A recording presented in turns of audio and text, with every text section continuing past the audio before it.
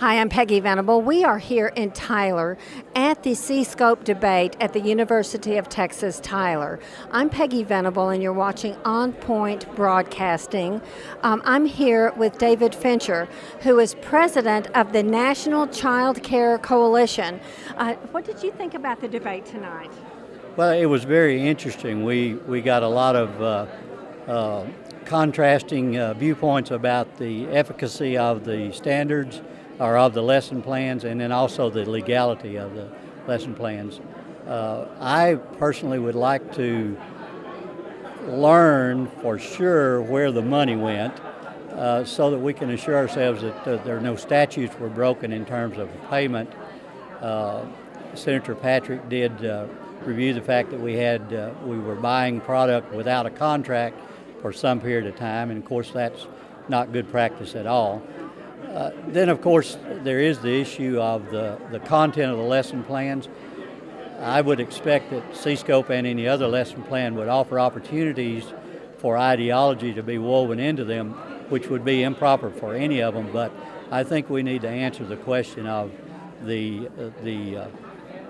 legality of the development of the lesson plans first, and then we can review and see if they're really as effective as Mr. Ratliff indicated that they were.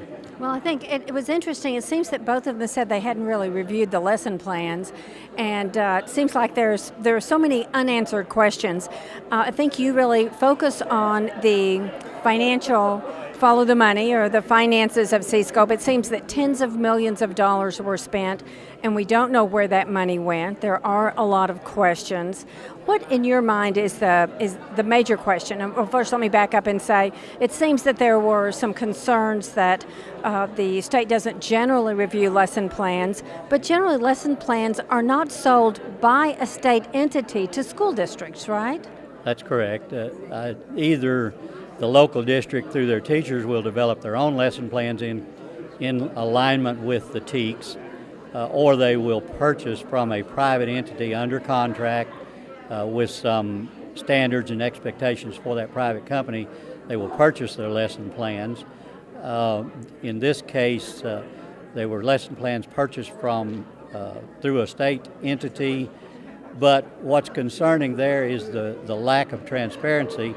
And just an anecdote, I do have many relatives that are in our educators, and one in particular is an educator in a district that was using CSCOPE, and she confirmed for me that they did have to sign a non-disclosure waiver that did subject them to penalty under law if they reveal the content of those lesson plans. So that is a red flag for me immediately if we don't have that transparency. Yeah, that's really interesting, and I have some cousins in the Corpus Christi area who are teachers who said exactly the same thing and had real concern over the quality, not so much the bias or the indoctrination issues, but simply the quality of those lesson plans. So I think it seems like tonight there are still many questions left unanswered, but many of them were laid on the table, I thought. What do you think?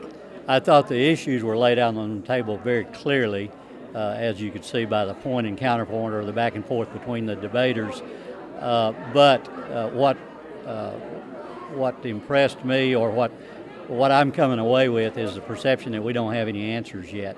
We don't know where the money went, and we don't really know about the quality or the appropriateness of the CSCOPE curriculum. And while I'm in favor of trusting our local officials, I follow a famous line of trust but verify, and I think we need to verify. Well, it's been an interesting debate tonight. Lots of questions laid on the table, not a lot of them answered. Hopefully they will in the next few months as the state audit report moves forward, as the State Board of Education moves forward on its work. We've been speaking now with the president of the National Child Care Coalition, David Fincher, and you're watching On Point Broadcasting. Thanks for joining us. Thank you so much. Thank you. Thanks,